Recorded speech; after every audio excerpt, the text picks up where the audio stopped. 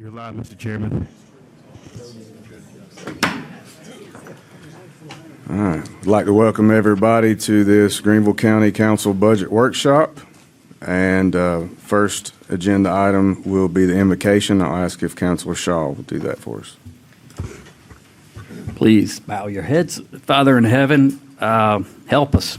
In Jesus' name. Amen. Amen. That works for a budget workshop pretty well, I think. Vice Chairman Bradley suggested we start on page 1 and just go through until we get done, if that's okay with everybody. Just kidding. I will go over just a couple things that is in the budget, and then we'll start the discussion. I think that public safety obviously is a pretty important part of our budget, and I think we are coming to task with trying to support our deputies. We have 12 new deputies, 5 EMS paramedics, 2 deputy coroners, a forensic drug analyst, and a law clerk. We have capital investments in body and vehicle cameras, stretchers, and emergency systems.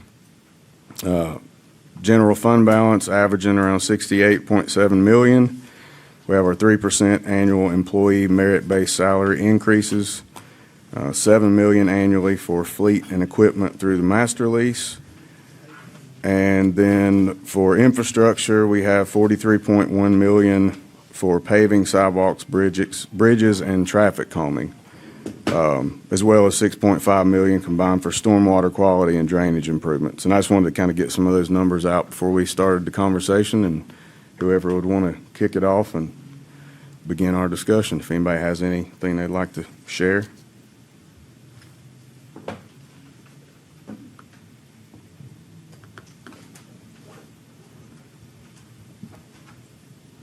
Well, until we do, I do have one item I wanted to address and bring up for conversation. The Planning Commission, obviously a big component of how we handle our growth in Greenville County. They do have to do quite a bit of legwork, and they have to go around, and just like we do, they have to go around and see sites and developments. A lot of times things that we don't get a chance to see because they deal with subdivisions and things like that.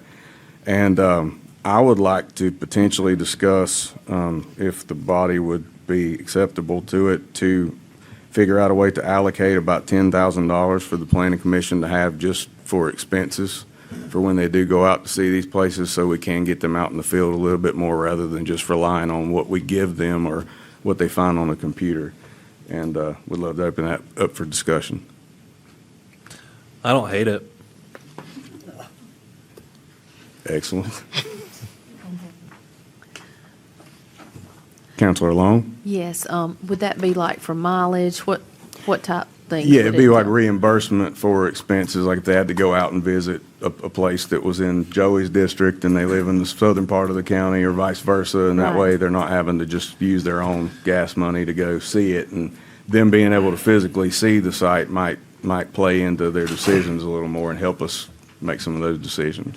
Well, I don't follow or file my own mileage, so I'm almost skeptical that they would too. So we might actually end up saving some money there. I don't think that we'd spend all $10,000, but who knows? I think it's a great idea, honestly, because I think the more educated they are about the sites they're looking at, sometimes they'll be able to see things from a neighbor's eyes or a community's eyes, and have a better feel of what they're really voting on. So I think it's a great idea. Thank you, Councilor Long. Anybody else have any input into that? Yeah, Mr. Chair, I do find my mileage. Okay, so, and let me tell you, just, I think 10,000 is very modest. I mean, a good 15, 20 would probably be better, because not only that, it gives them an opportunity, if they do have something to go, a training or something like that, you can send 1 or 2 and bring back the information. So I think we need to realign that, probably around $15,000, $20,000. That would be my suggestion, because the mileage is important, whether you file it or not, because there's a lot of things, there's a full-time staff that gets cars and get a lot more money than they do. Okay, so they can't filed for that reimbursed mileage. So I don't think that's anywhere other than fair. Thank you, Councilor. Mr. Administrator, how would, if we were to look at doing that, where would we where would that be placed in the budget, just so we know? I would suggest we put it in planning commission, planning department budget, and we'll have a separate line item for that so that we can track it. But training and travel is fine. We can come up with a number and do that. We can make that happen just based on this budget, move a couple small things around. Okay. Is that, Counselor Mitchell? Just a point of clarification, the sum that you mentioned, that would be for all planning commission members to draw off of that one sum? Yeah, I mean, I would, if we had the means to, I just know this is kind of I know they used to do it from what I've heard, and it's been a while, but I just thought 10,000 based on, it would help. I don't think all the planning commissioners are going to need much more than that to travel for site visits by the end of the fiscal year. I wouldn't think. I could be wrong. I just wanted to make sure it wasn't 10,000 apiece. Oh, no, I'm sorry. 10,000 overall for the planning commission, so when they go visit a site, they can turn in their receipt similar like we do, and then just get reimbursed for And just, when it runs out, they're just out? well, that's where we'd have, this Or we this can- conversation's perfect for that. We can bring it back to county council. What I suggest is start at some number, 10, 15, whatever, and then we'll look at it and see if that's adequate or if it needs to be adjusted, that kind of thing, and Well, come back with I didn't want to just with jump out there recommendation. and jump into 20 or 30, so I figured I'd start at 10, and if we We can, needed to go. we can do a mid-year appropriation, correct? You Or can- An yes, you adjustment, can. Yes, you appropriation can, if ordinance? need be. Excellent. Yeah, I just want to be clear that it was yeah.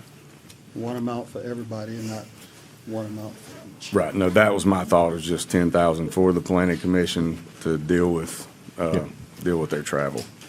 Well, you know, if we started with 10, and that's the start, then we can see where we needed to go. If it's being used, we can add to it. If it's not, we let it be. So I would think 10 would be a good starting point, since we can change it and add to it. And just like Councilor Farmer alluded to, they might not all use it anyway, so it might not be used at the end of the year. So I just think that with development being such an important issue in Greenville County, if we can really beef up all of our groups that are helping decide these things and give everybody more of a chance to really dig into them without having to do it under their own dime, it would help us make a better decision. So since this is my first budget workshop I've ever ran, when we do discuss things like this, do we take council action in the workshops, or we just, No, you can't perfect? in the workshop, so, All right. but we make good notes. Good to know. Excellent. Well, Mr.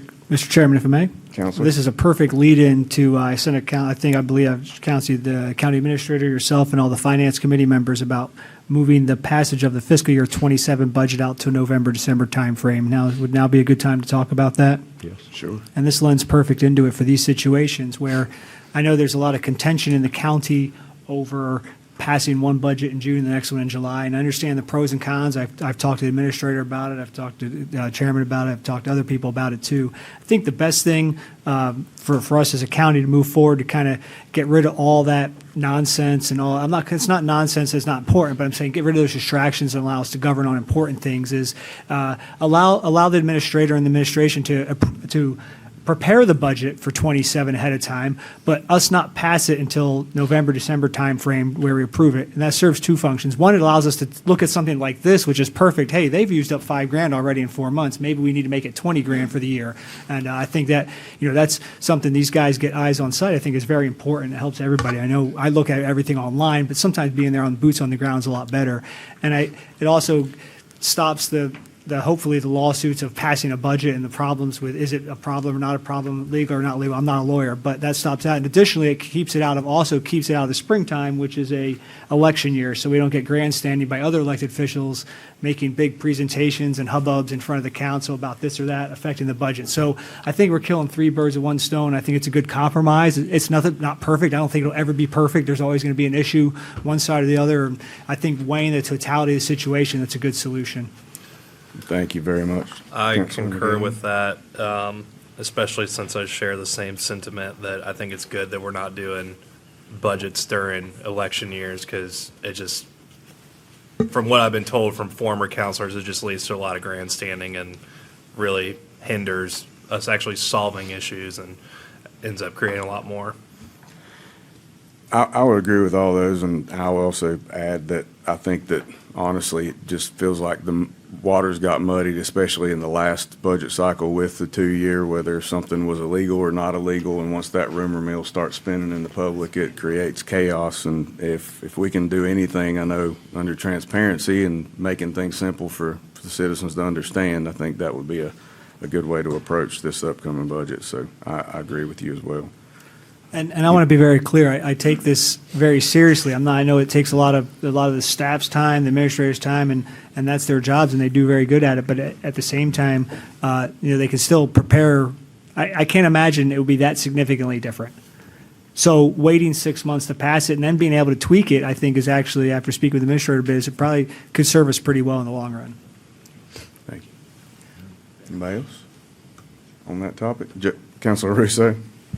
Thank you, Mr. Chair. Yeah, I don't necessarily disagree at all with what you're saying. I will say, I think give politicians the chance to screw anything up or grandstand. They're going to do it no matter what. So I don't really care what time of year it is. But that being said, whether it's June and July or June and October, I don't know if we're going to really see that much of market change from a 26 to 27. Are we going to change anything from just a few months down the road to that budget? I'm amenable to seeing, to trying it out, absolutely. But just a little bit of devil's advocate, I don't know if it's really going to change a whole lot. And I think the county's done, is it legal or not illegal? I think the county's done this for how many years we've done biannual budgets? Since 1999 or something. I think if it was illegal, they probably would have stopped it before now. So, but that being said, if we're going to try it, I don't have anything against trying something new. Thank you, Counselor. Now, I would point out that the deadline for the public hearings was last Friday, and so we'll have to just delay the second public hearing. We had to get it in the paper, so we had no choice. But that's easily rectified. Chairman. Councilor Long? Yes, this might be a good time to bring this up because this could possibly be a good example of why it might change. I know on the Oversight Committee, our intention is to do an audit, and I've spoke freely about that, and with both you, Mr. Chairman, and with Joe. And we have not had an oversight audit in a while, if ever, that I know of. We have had different types of audits, but this would be more like a performance type audit. So it might be a little bit different. So because of that, we have no idea of knowing what this is going to cost. So just because of that, I feel like it will be a significant amounts that I've been looking at, around $400,000 to $500,000 it could possibly be. And I would like to get something in this original budget. And that way, I feel like it could also come under. We can adjust at the end of the year. So this might be a good time to take that up. Okay, thank you, Councilor Long. And just to clarify, and I think this is where we're looking at, if with the audit, or with the performance audit, or whatever we're calling this, from what I've understood, we're talking about taking it by department approach rather than one gigantic government-wide thing at a time, so that Yes. money would be there to be available, but it wouldn't all be used at one time. It would be used as we're conducting those audits. That's right, depending on how many departments we decide to do initially, and we're still working on that decision. We haven't voted on that or made that decision yet, but we might take on a couple or even 3 in the beginning, and then we might wait later and do some more. But I think once we send out the RFPs and all that, we're going to know a better number. But we're going to have to sit down with the audit company and tell them what we're looking at, and then based on the size of our county and what we're expecting, they'll give us a quote. There's no idea to know what that will be. Anybody else like to comment on that? It's a rowdy bunch today for the budget workshop. Yeah. Well, I do want to be clear, though, we've had a financial audit every year as required by state law, federal law, bond law, and everything else. So this would be a little above and beyond what we normally do, which is fine. And we'll, once you get what you want, then we can get the specs drawn up and run it through procurement and do it the proper way to make sure that we adhere to both state and local law for procurement. Right. And go from there. But, and we can probably get you some better pricing, knowing what you're after. Once you identify what you're after. Right. And the scope of it is what's going to determine the price. Right, I just want to be clear, though, we need to get it in the budget. We don't need We'll to get pass it. the budget. That's fine. Because we have some parameters about the timing of it, and if we miss that timing, we cannot do one. So I just want to make sure. And can I ask too, thinking about this as I like the idea, I definitely think we should do it. Looking at this originally before Councilor McGahee's suggestion of splitting it up, we were talking about the up to around $500,000. So Yes. would it be something where we potentially say $250,000 instead of $500,000 since we're doing it year by year? Would I that make think- it any easier from the financial side to list it that way? Well, we're done for this year because we've missed the time period of January 30th. This will be for fiscal year So this will be 27. for next year. So I think you put the whole amount This- out there, and then if we don't use it, it's not going to change what we use. The quote's going to be the quote. Gotcha. But it's a whole lot easier to not use it, and it's to try to go back and get a large amount next year, which would be when it would be. Sure. The audit that you're referring to is the financial audit. That's what state law lays out, and that has the deadlines. We can do a performance audit any day of the week, Okay. any day of the year. All There's right. no time. All right. That's up to us. Okay. The financial audit has some very strict requirements Right. under state law to require you do it, number one, when you do it, how you do it, and all that good stuff. That's all done. That's the Right. financial side. So you're saying we could go ahead and do an audit this year? is Yes, what you're ma'am. saying? Okay. Yes, ma'am. That's what I'm saying. So once you get the parameters, for instance, the scope is the big thing. Okay, Okay, what do you want to look at first? right. Once you identify that, say you pick 3 departments out of the, just whatever, whichever 3. Then we lay that out, depending on the size of the budget, number of personnel they have, what they do. That's going to be very key too. For instance, if you want to do an audit of the EMS, performance audit, that's a little different skill set than, say, sheriff's office. Right. There's law enforcement versus EMS. There's some similarities, but there's a lot of differences, quite frankly, in efficiencies and manpower utilization and all that type of thing. So that's what we need to identify. I don't know for sure that we're going to be able to get a firm to do all of them. Right. In other words, we may have to have several firms. Right. Somebody that's more of an expert in public safety versus our tax office operation. That's a huge operation, things like that. But those are all things we can identify.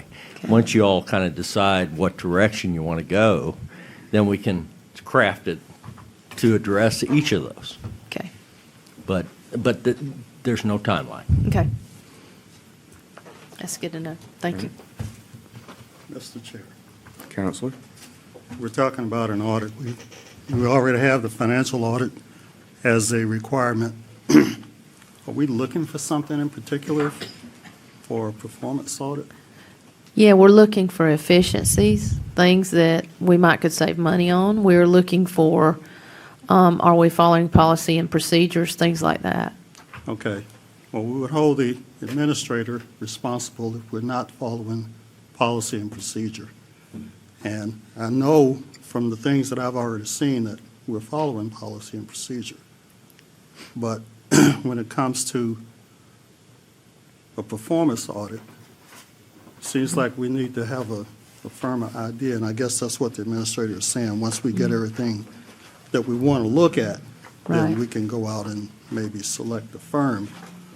But I'm just a little bit befuddled on what we potentially might be looking at and what we're trying to do, because we got to look at cost and benefit too. Is it Right. worth it for us to do an audit when we're shooting in the dark and we don't really know what we're trying to do for measurement purposes? So, I mean, if Right. you and I can talk at Yeah. another time if you'd like, but I'm just trying to zero in on why we would actually need it. Because $250,000, $500,000, that could go to something to benefit the citizens Right. rather than. I think if we found an efficiency in a department that could save us money, it could well exceed that.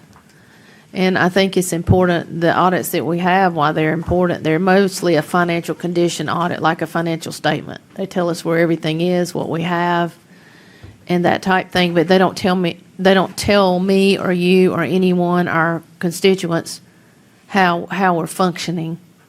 It doesn't tell us But what that's we're what it's for. doing. So that's what a performance audit would do. And are we going by our own policies? I think those things are important. So we can definitely talk about them, and we're still talking about it when we have our meetings. You're welcome to come or talk to any of us, but that's what we were created for, and that's what we're going to do. Well, and I would just add this, and I've said this publicly, and I got dragged for it because I said it the wrong way, I guess, but somebody asked me what happens if we spend $500,000 or $250,000 and we don't find anything.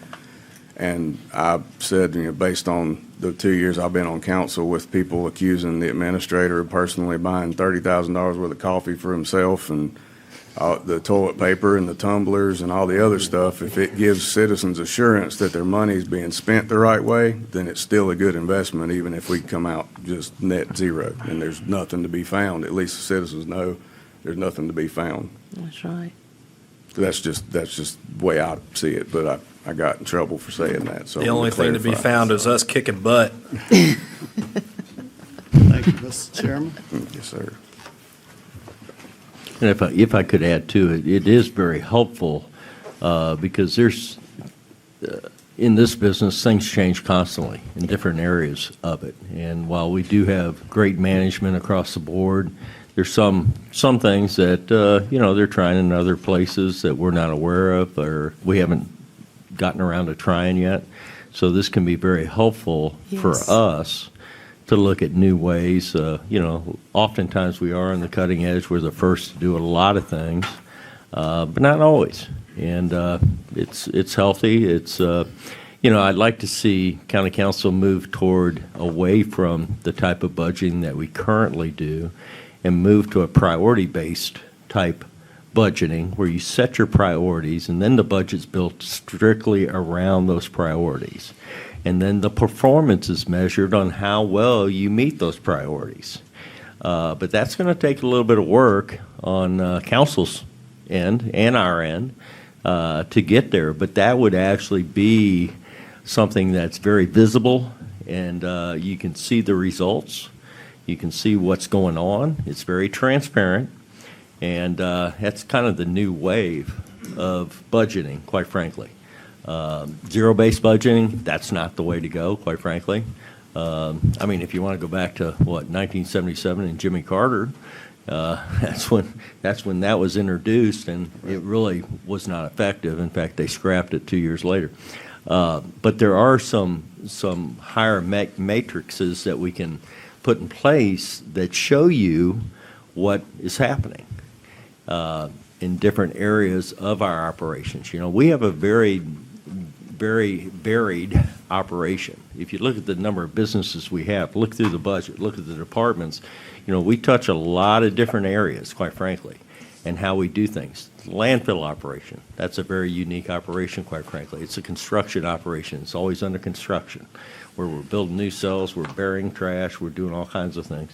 Then you look at some of the public safety operations that we have. That's very different than a lot of things that anybody does. As you've heard me say in the past, we're huge in the hospitality business. We will do about almost 6,000 meals a day, 7 days a week, 365 days a year. We also provide housing for those 1,700 inmates every night. So, it's a huge hospitality business that we're in. So we're preparing meals, we're making sure that they're, fed well and taken care of. So you look across the operation of what we do, and it's very helpful to have outside eyes come in and say, hey, have you thought about this? And there'll be some things that we'll look at and council will look at and say, hey, should we try it or not, and then decide not to. But there'll be some things you'll want to try. And, we welcome those opportunities because, we can't know it all. And any help we can get is very much appreciated. Absolutely. I agree. Anybody else on this topic, or? Yeah, we Mr. jump to Chairman, if you another? don't mind. Councilor Cobbins?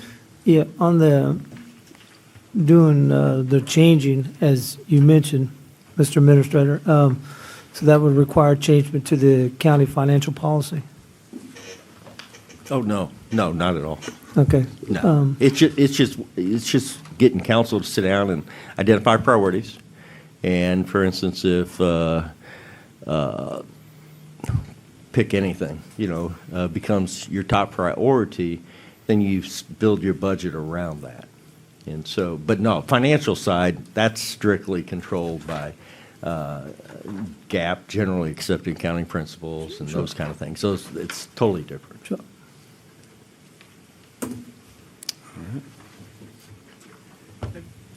Floor's open. Different subject? Yep, whatever, anything. Mr. Administrator, real quick, and you're not the sheriff, so I apologize, but if you maybe know these answers, that'll save me and everybody else these questions later on. If you go to the line item budget for the sheriff office on page 37, please. Line item budgeting towards the back. 37.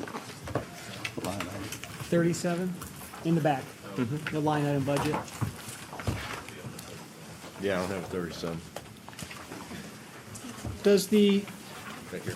where's that $7 million per year for both fiscal years 26 and 27, including that line item budget? Where is it? Page 37? I'm trying to get to it too. Yep, sorry.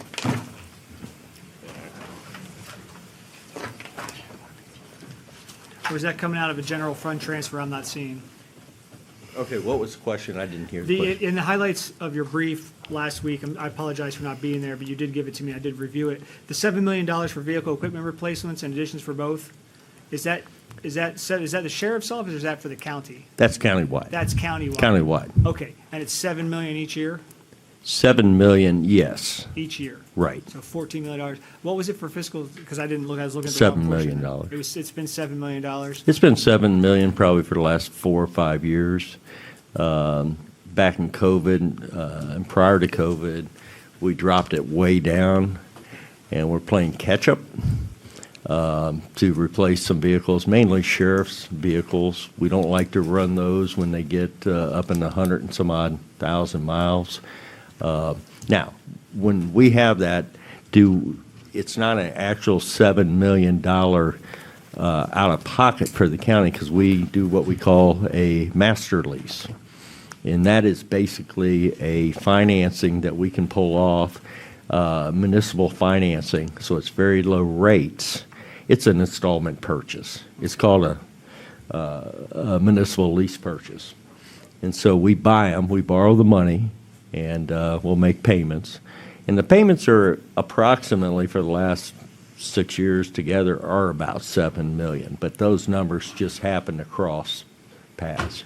So in the line item budget, is that a general fund expenditure, and where at? That's actually in the capital In the capital projects outlays? fund. Okay, projects fund, okay. Yes. Now, that includes vehicles, law enforcement, patrol vehicles, special vehicles, ambulances. There's some heavy equipment in there also. Basically, rolling stock. Has the sheriff asked for additional funds or less funds, or what was his ask? For vehicles, Yeah. it's really not up to the individual departments. That's controlled by our fleet management, where they determine what vehicles get replaced and that kind of thing. Departments do have some input on what type of vehicles they have, but so many of our vehicles are bought through the state bid, and we buy them off state contracts, so it's a heck of a savings, quite frankly, that we can get them. We can buy vehicles. Now, that has changed a little bit as of late with COVID and everything coming forward, where prices have not been stable. And supply chain has been very erratic also. But in general, we could save 30% off the price of a vehicle by going through the state contract. And that's how we try to buy everything we can off state contract. All right, next thing real quick, radio replacement, that is for the sheriffs, I imagine, correct? Or is that for all like EMS, things like that? That's everybody. Everybody, it's 2 million each year? Yes. Could you talk to the need of that, please, and why that's 2 million a year? The need of it is the current system will be obsolete, they say, in 2027. And that, we don't have control over that, of course. That's through Motorola, where they're changing their system, the actual system itself, not the radios, the system. And the radios we currently have will not all be able to work on the new system. And so we have to upgrade the ones that will not work. We have done some of the upgrades, software upgrades on the ones that can be upgraded. But we still have to purchase about $8 million worth of radios. So in the airport world, the Garmin has a pretty good lock on things they do too. They'll obsolete something and you make it buy it. Is that kind of what's going on here? It's planned obsolescence. Is there anybody else we could get a bid from besides Motorola? There are, but the radios, it's kind of like the changing from on a cell phone, changing from one system to the 5G. Your old phone may not work on the new system. I understand. And so, yes, Kenwood makes a radio, and some of the fire departments actually use Kenwood. The challenge we have is you want to make sure whatever radios you go with them all the same. Right.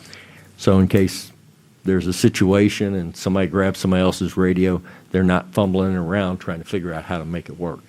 There are differences in them. Now, you can have, say, a Kenwood in a vehicle, patrol vehicle, the in-car radio, and then the handheld could be a Motorola. That's fine, but be consistent across the board.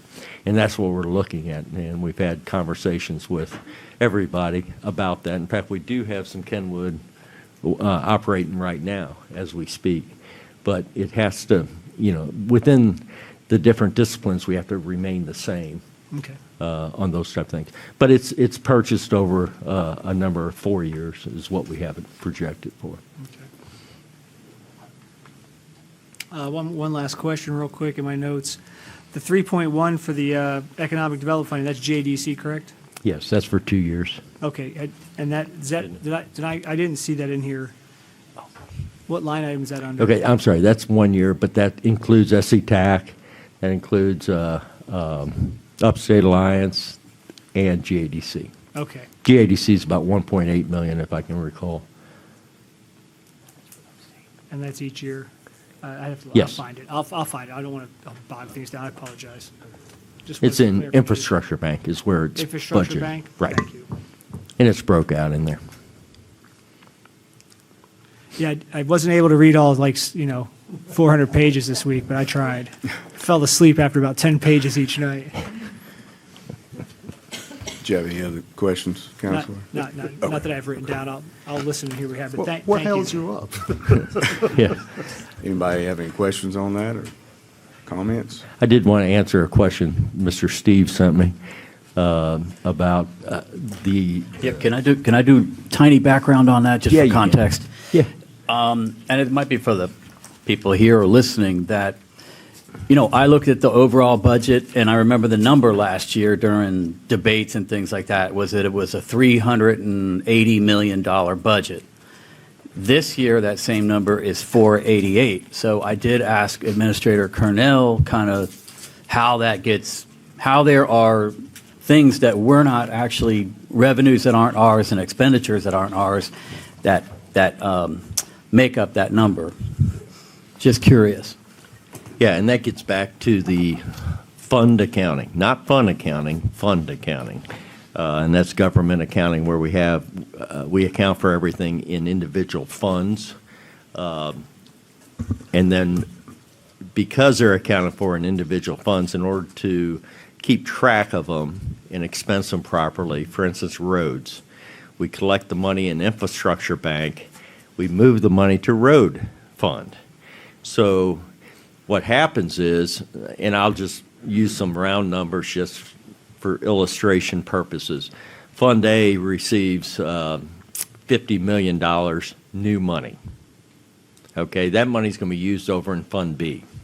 So you bring in 50 million in Fund A as revenue, but you should show a transfer out of 50 million to Fund B. Okay, so that's basically 50 million increase on both the expenses and revenue side. But then over in Fund B, you have a revenue item of transfer in 50 million, and you have an expenditure for road improvements, 50 million. So now you've got 50 million revenue over here in Fund B and 50 million in expenditures. You add the two together because we total everything up for each fund, all of a sudden now that 50 million transaction becomes 100 million. But that's the way it's accounted for. Each fund accounts for its activity as if it stands alone. But what gets complicated is when you start moving money, which you have to do, I mean, if you want to keep track of expenditures appropriately, so you move them by transfers. And now all of a sudden, you've doubled up your activity. And that has happened. That's what happened. Go to the special revenue funds and you'll see it. That's where the big increase is. And we also recognize some land sales for the first time in this budget out here. So you're going to see that jump up also. That's why I said last time, if you want to kind of see what the trend is, look at the 2 years proposed, because you'll see that equalizes, because now all of a sudden the first year gets all the jump in activity, but then see where it goes the second year, and it's very flat. So that's a truer picture unless you want to go through and back each of those new items out to compare apples to apples. Well, one of the criticisms I hear from the public is that can you give us a one-page, similar if we were going to go to the bank to borrow money, we would have one page, here's our revenues, ad valorem taxes, fees, federal government giveaways, and then where's our expenditure? Is that on a page, or where do we see that? Go to page 17. That tells you all the expenditures. Go to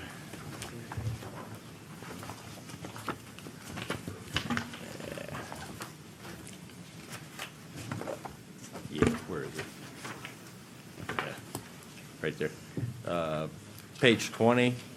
That gives you a good view also It's all the different general fund budget, special revenue fund. of where everything comes from and That's what I was talking about. where it goes. This is adopted, and proposed for each year. Okay, good.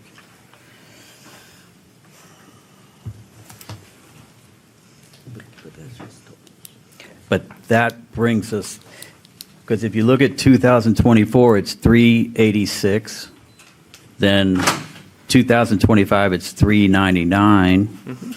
Then we jump in 2026 up to 488. That's correct. 488. That's yeah. correct. So that's where I'm saying, because to not, how do we go to our people and say, look, here's what's going on. Some money's being doubled up, double added, triple Okay, added. go to Infrastructure Bank. You'll see it went from 16 million to 48 million. That's the road program coming out of the FELOs, correct? Yep. There's some of that. Go to road program. Went from 15,900,000 to 43 million. Go to, trying to see what else is jumping out here. I mean, right there is a huge increase in the two. 4, 3, 4, 3. The rest of them track fairly close. That's the radios, right? No, that's the road program.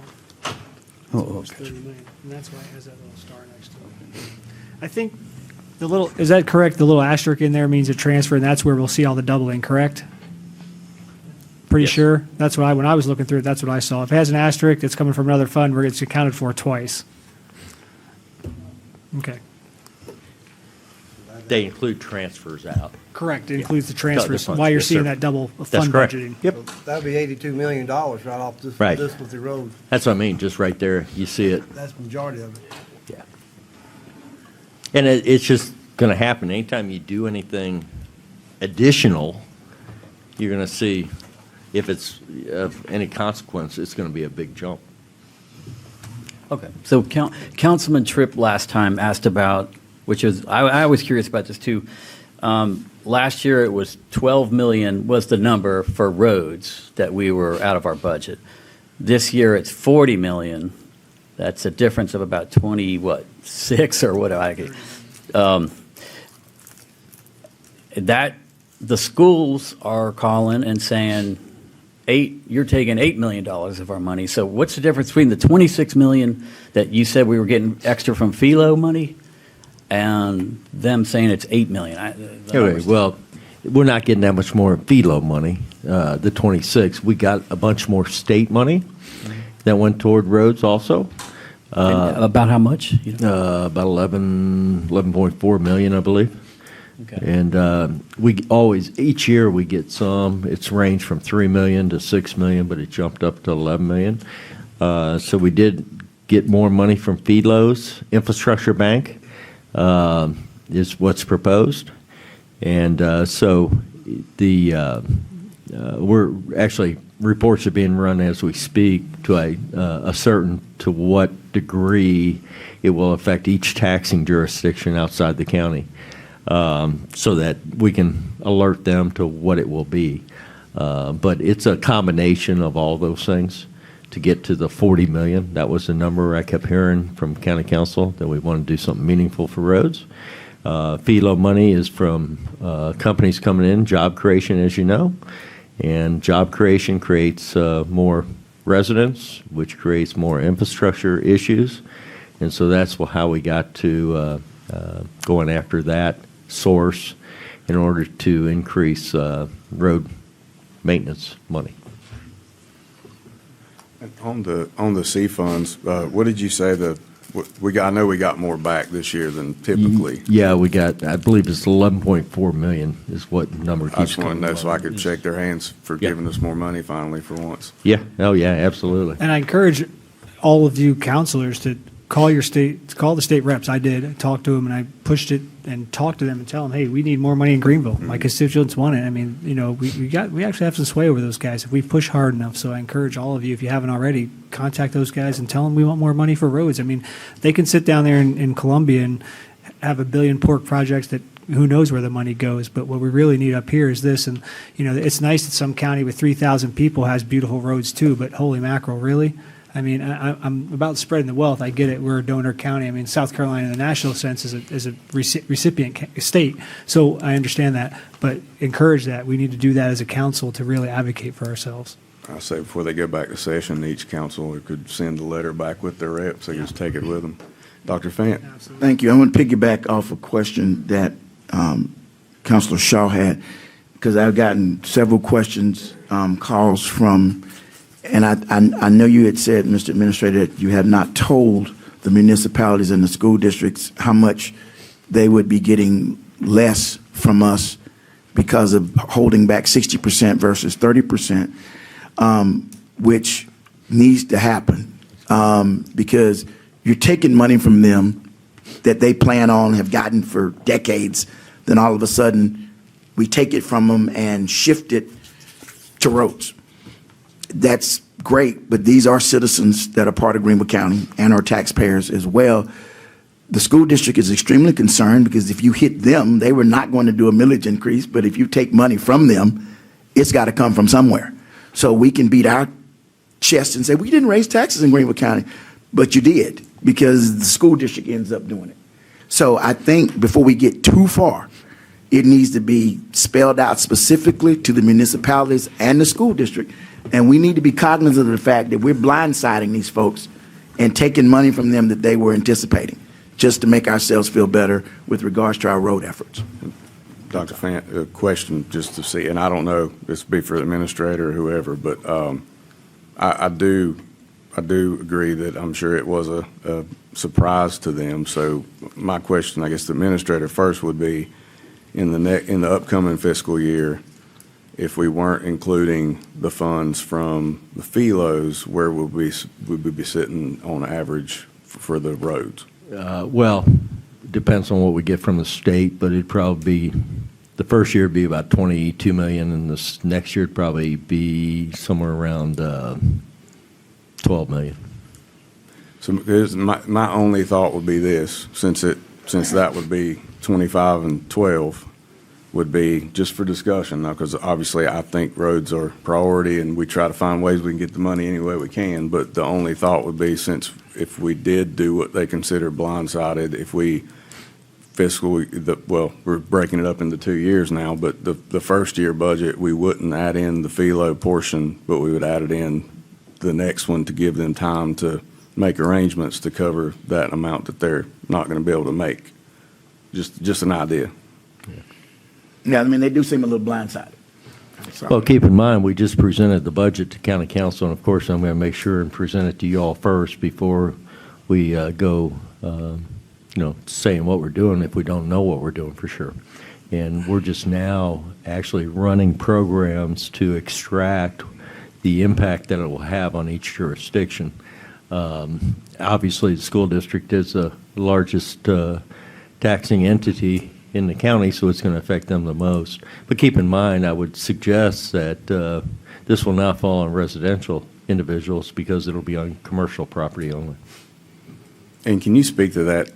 I've been trying to figure that out in my head too, Right. but as far as where the school gets their tax funds versus other entities.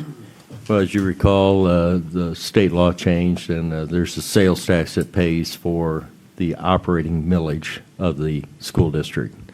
If you look at your tax bill, you'll see a total tax amount, but then you see a credit, and that's the sales tax being applied to reduce your tax bill.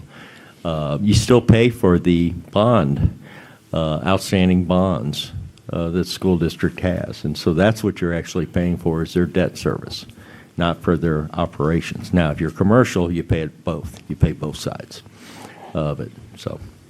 I guess, because the last thing I want, and not saying I don't know how I feel about it one way or the other yet, but the last thing I want is for us to do it, say, yay, we got 40 million for roads, and then all the headlines say school board increases taxes to level that out, and then they all come at us because they see us as the ones that caused it, because then it's like we raise the taxes too, so. Well, let's compare apples and apples here. There's people from the school board here, I see them.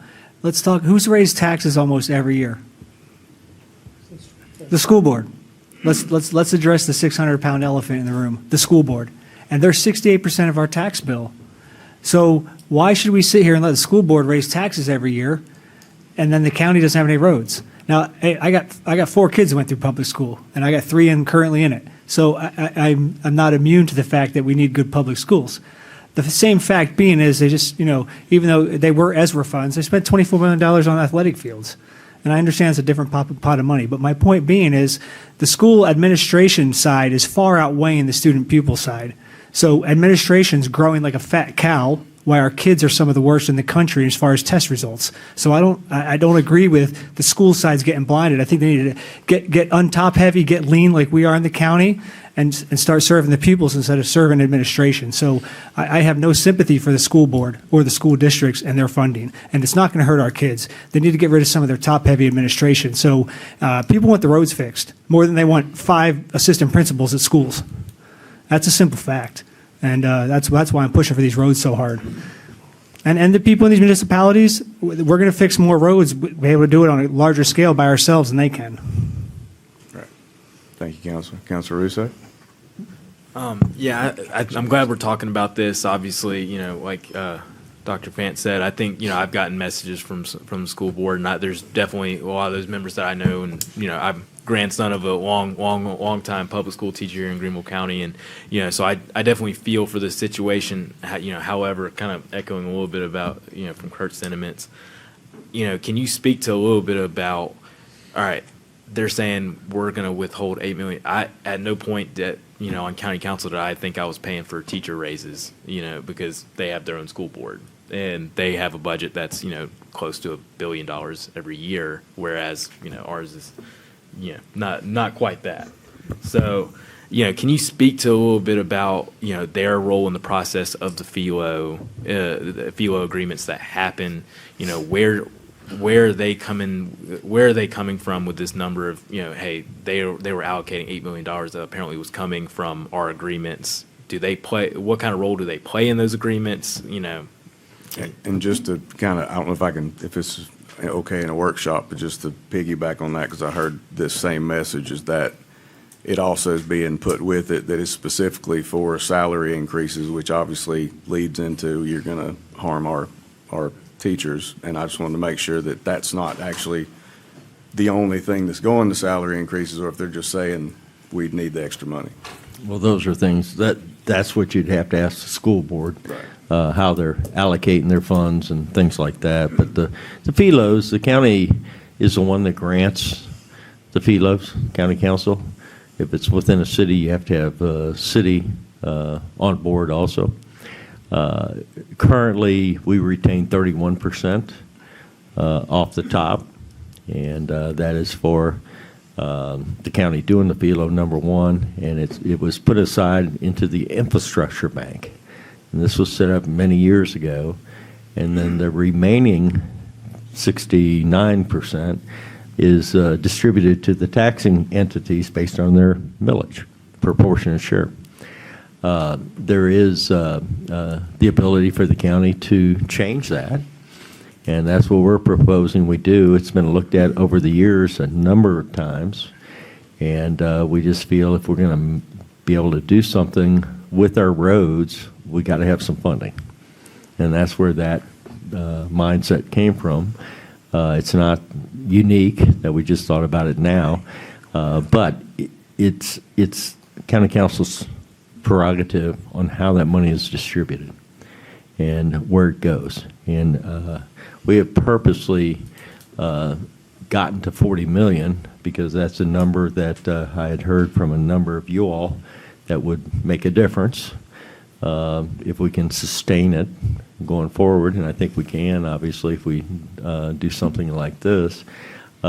We've actually taken the road maintenance fee. Of course, that pays for part of it also. We've actually taken the debt service, and we're funding that, but keeping the 40 million intact. So it's actually, the road program's actually going to about 43 million per year. Which is more than it's ever been before. So nothing really magic about it. It's it's all set up by state law and all that. It gives us the authority, county council, the authority to do these things. And we have the, I'm assuming, does the county have the authority to withhold all of that? Like, I don't even know. So, well, yeah. by state law, what's the authority of the county to retain? Well, whether it's in parks or not, if it's in a park, then you have to distribute 1% to your partner park, Yep. Anderson, Lawrence, or Spartanburg, which is all in the calculations. But yeah, county council does have the authority to determine. And I'm not recommending that. No, and I'm not either. Just asking. I'm not either. In fact, I would recommend that. Well, I would recommend that we look at so that there can be some certainty going forward with the school district, the cities, any of the taxing entities, that we reevaluate the formula quite often. And when I say by often, annually, and determine, okay, it's growing, the value's growing with new FELOs. As new FELOs come online and things like that, maybe you start reducing what we are taking and come up with some balance there. It's not like we're trying to grab all the money that we can, but we do know we have some serious needs. We tried sales tax in the past and we were not successful. So, I don't see any other way we can address some of these needs across the county. And it benefits everybody, quite frankly. Cities, the school buses driving on county roads, citizens driving on county roads. That's right. I don't think anybody can argue that we want to make it a safer place. Good. Thank you. I did have a question about the Sorry. follow-up. Oh, I'll get you right after, Dr. I don't want us to get into a back and forth about us versus the school board. Most of y'all probably don't even remember Act 388 back in 2008, when there was the lights and mirrors, and the legislature would fund the operations of the county, of the school district. And if you want to blame somebody of the problem of the school district, blame Columbia. They have never done full formula funding for education ever. Even when I was in Columbia 30 years ago, they never did it then. And they still don't today.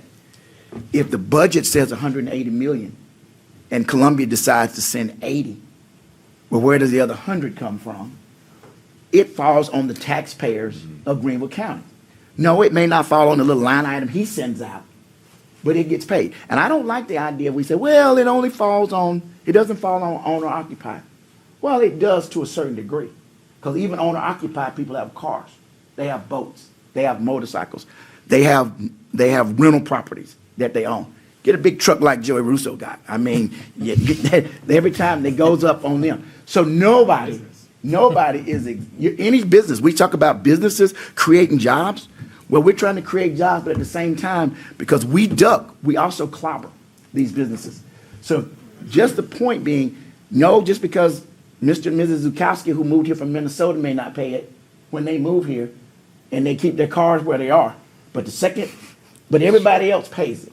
Whether it may not be on your owner-occupied home, but it is on your car, boat, truck, motorcycle, your business, your non-owner-occupied property. And the reason the school district, which I don't know, I give Michelle an absolute fit every year because they raise millage. I sound like y'all. I give her an absolute fit every year about millage increases, okay? However, they have to because Columbia doesn't send them full formula funding. And if you don't want our schools just to become a dump or worse than we already perceive they are, then we got to keep funding them to do the best we can. So I just don't think it ought to be, let's beat up the school district.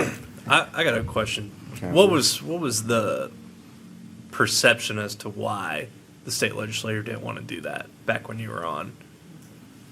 They never have. I mean, I didn't know if it was like an ideology There thing. wasn't an just ideology. like, we don't want the state running all of our education or something like that. No, I don't think there's an ideology. I just don't ever think they ever believed or had the will. It never even comes up as let's talk about it. Yeah. It talks about, the only people who talk about full formula for education are people who are running for the legislature for the first time. Mm-hmm. And once they win, it goes away. Mm-hmm. That's it. And this is not a school board thing, but Yeah. I just didn't want it to get lost on if you own your own home and that's it. You don't pay it. We all do. And it's because there's no full formula funding from Columbia. That's all. Well, that's not that we need to go into more in depth in this workshop. That'd be another workshop we take on just to try to address that, if nothing else. But I think we need to take into account that, that the school district increases their millage every year like a drunk sailor. Okay? I can't see how even for the number of people moving here, the increases they've gotten or the money they've gotten, it's turned into a $1 billion beast. And that's outrageous. We're getting close to some of the bigger cities twice our size for how much we spend on public education. So I'd like, if the school board wants me to let them have their philo money, open your budget, show me your line item. I want to see how your administrative costs are compared to the pupil cost. Well, I challenge them to bring that to me, and then maybe I'll change my mind, but I'm publicly open. I'm sitting right here. Show me how your lien and your administrative costs aren't outpacing your pupil load. Well, and I know they were originally talking about an increase, and they kind of walked that back from what I had heard Why? too. Yeah, I don't know. Was it really well, needed, or just something they were doing because they're spending like drunk sailors? Well, I would say even, and obviously this is the first workshop that most of us haven't had a chance to go through the entire budget, but hopefully between now and the next one, some of those conversations can take place. And Yeah, maybe but they will I do challenge that. I challenge everybody, and even out in the public, take a look at your tax bill. How much of it goes to schools and how much of it goes to the county? So a little bit, if you want the county to operate and provide services, we're going to need to have a little bit of that back. And I'd rather, instead of having 4 more psychologists available to my son's school, I'd rather have a new road. I did have a follow-up, getting us away from schools. Chancellor Shaw. Yeah, definitely. The $40 million, $40 million. A year or so ago, we had the whole penny tax thing. They came up with a list of those roads. They had price tags on each road. Some of them, my perception was they were way overpriced for, a street light that was going to cost $750 was now $5 million. Do we have any assurance that we're not going to use the same list, or that we have some influence on the list of which roads that would be spent on? I believe the administrator, you tell us the last meeting that we actually can sit down as council and decide those decisions. We can decide where it needs to go. I understand that, but there's always a starting point, like this budget. Is our starting point that list? The starting point is what council wants. It's up to council. You decide. We gave you a road list that you all just approved, actually, based on some preliminary funding. And we'll give you a new list you can add to, take away. I've had a number of conversations with a couple of you about some other type projects, not just paving. We're going to bid it out. Now, some of it we have to run through the C funds. We call it C funds. Just that 11 million. Right, just to Yeah. get the match. Because there's a company, Cotransco, that takes a 10% cut, which They is do. another outrageous thing, and we're not going to use them for the Right. remaining 30 But if we million. want the match, in which makes sense, I'd rather get, 80% of the total versus none of it. So it works that way, but we can bid out and, have a number of different contractors depending on what we're doing. If it's just paving, we can get some paving companies to bid, like we've done in the past, quite frankly. And the issue has been there hadn't been that much money available to do the project, so we didn't have much purchasing power. And that's why we tried to piggyback on some of the Cotransco bigger contracts. Well, Dr. Shaw, I'd say too, and I hate to feel like I'm stealing, but, because I was obviously opposed to the penny sales tax, but it did have a list on it, so that might be a good place for us to even start to look at road needs, because they were addressed in there. It doesn't mean we have to take the list, but it's a good place to start, I think. I'm sorry, could you repeat that? Sure. I was saying that even though the sales tax failed, we still have that list of the concerning roads that they had compiled together, so that could be a good starting point to see if any of those roads or those needs would need to be met, and then we could branch off from there. It gives us a starting place to at least discuss. Yeah, that's the list I was talking about. That's why I asked him that one. My question about that is the price tag on those. Is there something we can do about the price tag on that list? Because yes, we're going to have to start with that. Or I would think that the starting point would be that, because if we don't, then we're all going to want the roads in our districts. Yeah, we'll get an updated price list of what you want. Keep in mind, the market's changed. Petroleum products have come down somewhat. I don't know that it's translated to cheaper road paving. It doesn't seem to have yet. But some of those estimates, we're making sure there's enough to cover it, because if you put something in there and it's not enough, you can't change it when you're doing the sales tax. And that's why they probably estimated high, whereas now, when we've got X amount of money in our pocket, we're going to make sure we come up with a very accurate estimate so that we can get the work done. And I've spoken with a few paving companies in town, and they seem to think they could do state roads. Is there a way we could incorporate either them more, local pavers? They seem to think they could, if they were included in a plan, that they could build up and get their local guys who are getting really good money, and hire more people to do our local roads here. Absolutely. I mean, we'll put it out for bid, and if they're qualified to bid on it, absolutely. But I think there needs to be a little bridge somehow there, because I think right now they're doing parking lots and they're big companies, their names, but they're not doing roads yet, because it's like they have to get over one little. Well, they have to be qualified to do the job. We can't be the testing ground for a business to get up to speed. If they're qualified to do the job, then we're dealing with public money, so we want to make sure we don't have to redo the job. Thank you.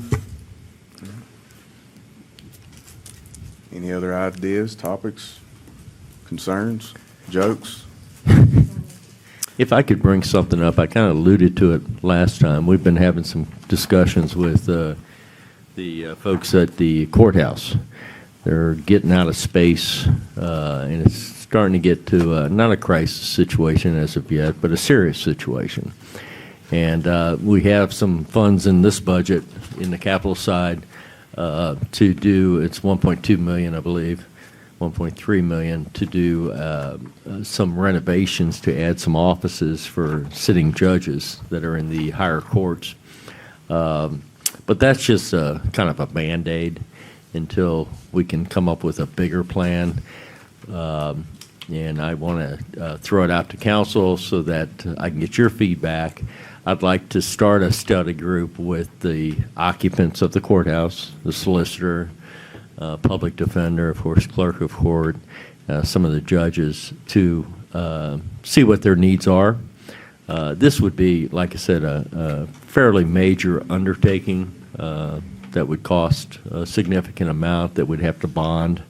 And, we're not anywhere near that point yet to even talk about costs or anything, even where.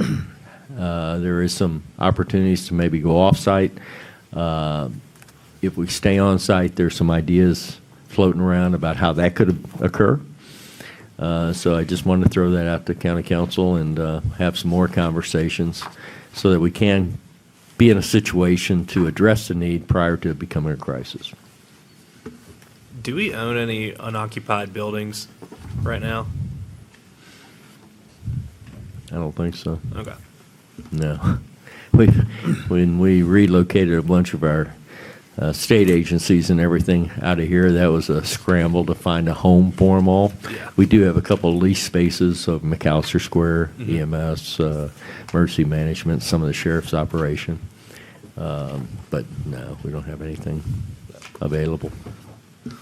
Mr. Chairman, if I may. Councilor Collins? Mr. Administrator, you mentioned the other day that the EOC had with the two emergencies that we had, that a couple of people, it was hard on them. And I know you made appropriations for one position. Is there any way we can get two positions out there and forgive me, at just the entry level to assist what they do to prevent burnout that you mentioned? Yeah, I think with what we're looking at there, I think that's adequate, quite frankly.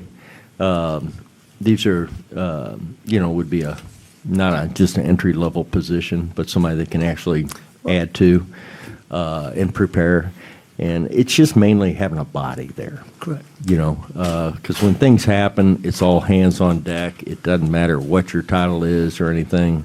Nicole Wood can attest to that. She was involved in a lot of it. I was involved in some of it. You just show up and do what you're told to do. So I don't really think that would make a big difference. Right. I don't, when I looked at the numbers for there, my It's small. goodness, It's small. It's so minuscule, but Right. at the same time, the impact is detrimental at an institution level when you have that much stress when those emergencies happen, and we don't know when. Right. As We we were don't. hit back to back, and that takes a toll on a small unit. I don't disagree with you I think we at should be all. prepared Yeah. for the next disaster. I would suggest we hold off and monitor it until we go to the second year and take a look and see if we still feel the same way. It tends to settle down if we don't have another, mass disaster. And hopefully we don't have another one. We've had, 2 in 6 months. So, I'd prefer not to hold off, but that would be up to the Yeah. Finance Committee itself or the council Right. here. But, again, if, in your own words, it was just so, we lost a lot of experience and a lot of leadership. And, of course, the hole's been filled, but now we're still, dominoing up. And I appreciate that consideration. The other thing I have on the master lease program, I finally got my email, forgive me. I printed this out back in June of last year. The master lease program is $7 million for the last 4 years. Forgive me, let me get my glasses on. How much of that $7 million in lease do we expend a year? So if I fund $7 million in a lease program Okay. last year and I only spent $4 million, so now I'm at $10 million? How does that work? no, that's where it's just because the actual payments for the lease are actually equating to about $7 million. That's a number of leases. Do you have that number handy? That's a number of years worth of leases. And some of the vehicles are financed for 4 years, some are financed for 7 years. Some roll off, the next ones roll off. But we spend approximately $7 million a year purchasing vehicles and equipment. That's every year. That's what we did. Like I said, we've had 2 times we've cut back. Once when we had a budget crisis we cut back. We cut back to 1.5 million a year. That hurt us bad. And that was we're during still, COVID, you said? Well, we cut back during COVID just because we couldn't get vehicles, but this was prior when we had a downturn in the economy. We cut way back, and it hurt us. Yeah, And because it- I printed it out since 2009, and it goes back, it started at $750,000, went up to $1 million, $2 million preceding. There you and go. $2 million The again. 750 is what we cut it back to. It had been running at $6 million a year, Right. and we cut it back to 750. Well, all of a sudden, we've got a backlog of vehicles that need to be replaced, and it kept growing for the next number of years. Sheriff's Department vehicles, like I said, we can't have high mileage vehicles running down the highway code and all that. So it's playing catch up. Plus, the cost of the replacements has now gone through the roof. Right, and I understand that. I was just You know, saying, and this is because I said heavy the last 4 equipment. years, it was Right. at $7 million. It's been Yes, sir. $7 million a year. Yes, it has. Yeah. Yes, And that's it why I has. just want to know if we spent $7 million or we Well- just planned, or number to start with. Okay, it's costing us $7 million a year to pay Just to run through the lease. debt Okay. service. Gotcha. But it just happens to equate to the new vehicle Okay, purchase. so it's the is debt $7 service we're million. paying on. Yes, sir. Gotcha. So Okay, that next would year have it been could be a easier. little higher or a little lower, depending on what rolls off. Right, that would have been easier. And the other thing, this is probably never a good topic either. Why is always a 3% pay raise baked into the budget? That's about all we can afford. Okay, but why? I Why? mean, yeah. Well- Do you know what the last CPI was the last 3 years? Well, it just depends. Actually, a year before, we do have those numbers. Yeah, so, It was I a mean, lot higher. So anyone above, say, a $70,000 threshold, would that be even a discussion to say zero pay raise this year? We've never done that, quite frankly, just because I don't think somebody that makes 70,000 should be penalized just because. And what's the median income in Greenville County? That doesn't make me any difference, quite Right, frankly. right. But I'm because- saying, but my point is that people that pay the salaries, even though it may be a smaller number, that's what they see as opposed to what, most of my colleagues are getting. That's some of the feedback that I'm getting as well. But I'm Well- just asking. Well, keep in mind, for instance, public safety, they actually get paid more than the 3%.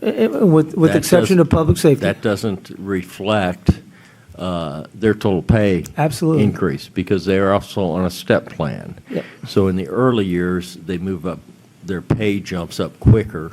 They get the 3% plus the step. And I believe that ranges from, in the out years, 1% to 4%, something like that. So they get higher increases. But I think you go back and look at what the county's been able to do for the employees. We've lagged behind to some degree, and that's across the board, not just public safety. We actually focused on real hard a number of years ago, and we actually had been leading the pack. We're right at the top now. So I think we're doing a good job there. And we're in the top two. Yes, sir. We're doing a good job there, but we have to look at all employees, I Right. think, because it's just as critical that we have people in the tax collector's office as we have sheriff's deputies on the street. If you're coming here to pay a tax bill, you're going to want to have somebody to come to. So we try to treat the employees equally across the board.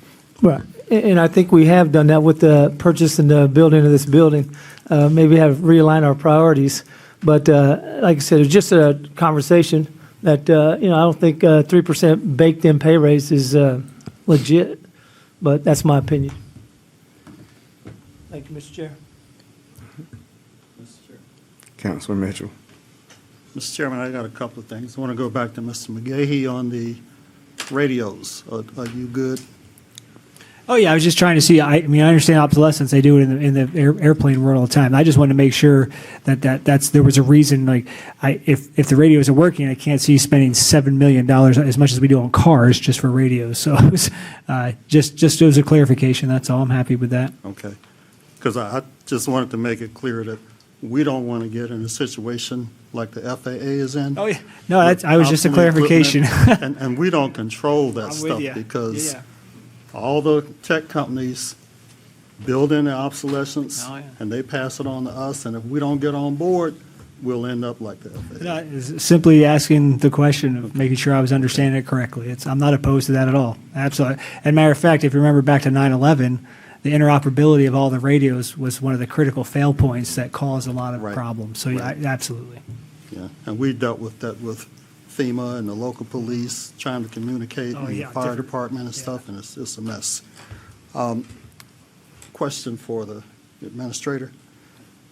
We're going to take money from FELOs.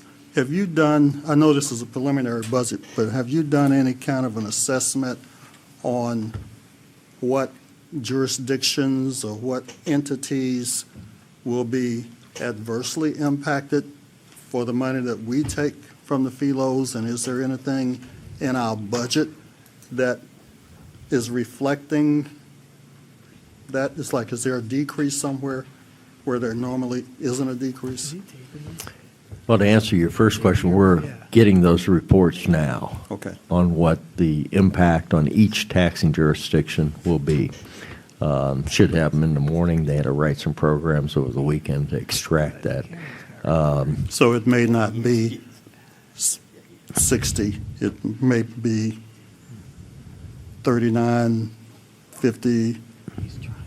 You gave us a number last week where you were Oh, talking about. We're proposing the amount of going from FELOs. 31% of the FELO revenue, retaining 31% to 62%. So Right. we're doubling what we're keeping. Right. But how But that what I'm saying is it may not be impacts. exactly, Right. okay. How it goes, applies to each of the taxing jurisdictions is what we're wanting to ascertain before we put it out there to them. Then, I mean, this is all for roads, so it's hard to take away from sheriff's office, EMS, other places, when we're trying to basically improve the roads. I mean, it's not a one-for-one type thing. As you know, over the years, where we haven't had to raise taxes up until the last budget, we were able to pull money from other places. We ran out of places, quite frankly, and we were forced to increase millage to cover some of that. So no, there's nowhere to really look. 80% of our budget is people, and a huge portion of that is public safety. Of that 80%, a huge portion. So really, I don't see anywhere to cut. Okay. And in here, we haven't already cut something to put money towards roads. You haven't proposed cutting something from last year or year before last to put towards roads. No. Those roads are paid for out of the road program. So it's- basically, the programs and everything that we have had will still be in place, and the money that's going towards the roads is coming from the FELO. The money going to roads, it's two different things. None of the proposed cuts to any of the programs is coming from road money, or going toward road money. Okay? Okay. There are some changes in the budget, and that was for affordable housing was reduced to the original amount that was put in there, I don't know how many years ago. Mr. Fant may remember that exactly. 2018, when we started the program. And that's when we got the settlement money from Prisma, when they went through their reorganization, and it accounts for $1 million a year. And council turned around and said, okay, let's use this for affordable housing. Then down the road, in the last budget, they increased that with millage. Now, millage has been moved around to general fund and other places, but not to roads. So it didn't go to roads. Same way with the trust for the land preservation. We reduced part of that millage. Although that's still at $1 million a year. And then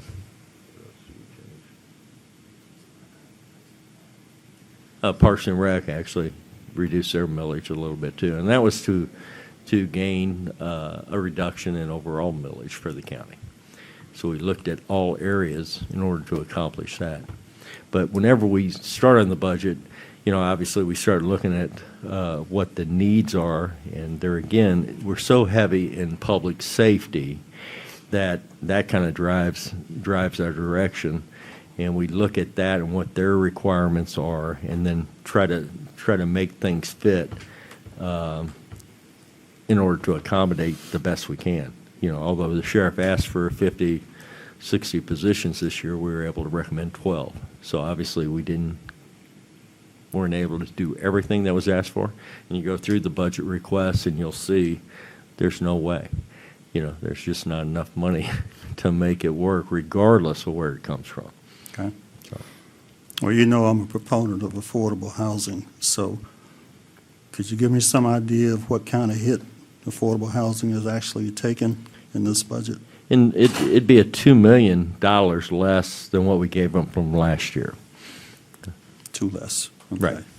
So is that like 50%, 30%? Well, it's two-thirds of what we gave them last year. But that's our money. Our funding is actually the small piece.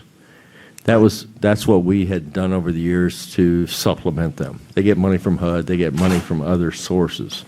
They're an arm's length operation from us. Mm-hmm. Their budget is not included in here. This was just additional money that we gave over the years. And keep in mind, we've done that. We did that, and we also gave them $10 million worth of ARPA money. Right. And that was for some pretty big projects that they've undertaken, and they've done a tremendous job with the funds that we have been able to give them. Yeah, I'm real proud of it. Very proud. And but then again, too, with this budget, as I said, I listen to what council members are saying, and roads are a high priority, and that's what we're focused on. Thank you, Mr. Chair. Dr. Fant? One last thing. Thank you. One last thing I want to say, piggybacking a little bit off of Go ahead. my good friend. Not you, Mr. Collins. I don't mean this in any disparaging way, but this council has hijacked the narrative regarding affordable housing. Hijacked it. In that it's a negative narrative that has been promulgated to the public, which makes it an easy target when you're trying to balance your budget. I don't use the term affordable housing. I use workforce housing. So, Joe, I'm going to ask if you would get with Joe, the other Joe at GCRA, and what did they do and how was that money spent? Because it's not going to go away quietly. I don't care how much y'all yell and look back down here at me. Because what we're going to do is there's absolutely no way, even if you're against workforce housing from a moral perspective, which you should not be against it from a moral perspective, but you may be. If you're against it from a moral perspective, you cannot be against it from an economic one. The skyline of the city of Greenville changes daily. Without workforce housing, who's going to make the beds when you bring these conventions here? Who's going to serve food at the restaurants and pour water? So even if you're against it morally, and the narrative is wrong. We're talking people who make between 40 and 80% AMI. So when you start saying, well, we're against affordable housing because you have put forth a false narrative as to what it is, that's why I use workforce housing. At the end of this budget, when you still say no, you're going to be saying, and I am going to emphatically make sure it happens, you're going to be saying you're against providing adequate housing for your law enforcement officers who you declare you love so much. You're going to be saying no to nurses. You're going to be saying no to school teachers. You're going to be saying no to firefighters. And you're going to be saying no to EMS. We have never once given money through this council, to GCRE, or to anybody else, to the false narrative that this money goes to people who don't want to work, don't work, sit around, drink beer, and smoke cigarettes. That's not what we do. The money we have spent has gone to people in this community that serve us, who we care about and we say we care about, and they're a vital part of this community going forward. I try not to have the debate today, but you started it. Okay. You started it. I was going to save it. Okay. But I was going to save it to another day, and we're not going to argue about it today because I'm thinking, so God, y'all got a meeting coming up and we can get out of here. But I need, because I know two want to start on me, just get what they spent the money on, and then we'll talk about it some more. And that's just going to be an amendment that I'm going to put up at some point. I don't care where you get it from, since you can so easily pull 30% of the FELO money, and don't tell them. Maybe we want to get 31%. But we've got to continue our commitment to making sure that Greenville is a good place to live for everybody, including the people who provide services in our community. That's all I got to say. No fight today. No fight today. Well, I mean, I think I get a retort at least. I mean, you looked at me the whole time you're talking. No, I'm just glad I wore my galoshes. I know you're going to be a no. I wasn't looking at you. I know, but I'm glad I wore my galoshes today, not just because it's raining. Is that, what you see, you have a Democratic narrative, and not to get political, that we're, hold on, I didn't interrupt you. Please respect my time. I didn't interrupt. Mr. Fant, did I interrupt you? Go ahead. No, there you go with the Democratic tactic, over-talking me. What I'm saying here is that your narrative that all these things that we're against police affordable, we're for workforce housing. We don't want our police officer to have a house. We don't have our firefighters. We don't have whoever, all these people not have houses. That's absolutely absurdly false. And you know it. And you sit here in your grandstand in front of all these people and you're trying to tell us that we're against that and that we're stealing money. No, we have, and I'm sorry you got to get out of here because, we're here because we elected to be here and we chose to be here, so I apologize. Y'all got a meeting at 5 o'clock. So what I'm saying here to you is that we have hard decisions to make as legislators. And the hard decision is that when I knocked on 3,000 doors last year, not one of them said, workforce housing is super important to me. Not one. But you know what about 95% of them said? When are you going to fix our roads? So I'm sorry you think that we're taking away from our firefighters and our EMS, which we're not. We're actually advocating for the largest raises in the county for them. What I am advocating is that as politicians, we have to make hard decisions. I'm sorry you're not willing to make that hard decision. Say what you wish. The people that I'm talking about, that 40 to 80% AMI, are the people who are in that income bracket.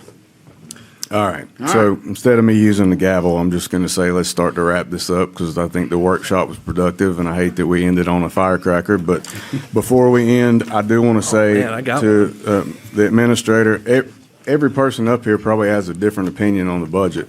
But one thing that nobody would argue unless they're lying is that this is an easy thing to accomplish. So I want to thank you for preparing this along with your staff.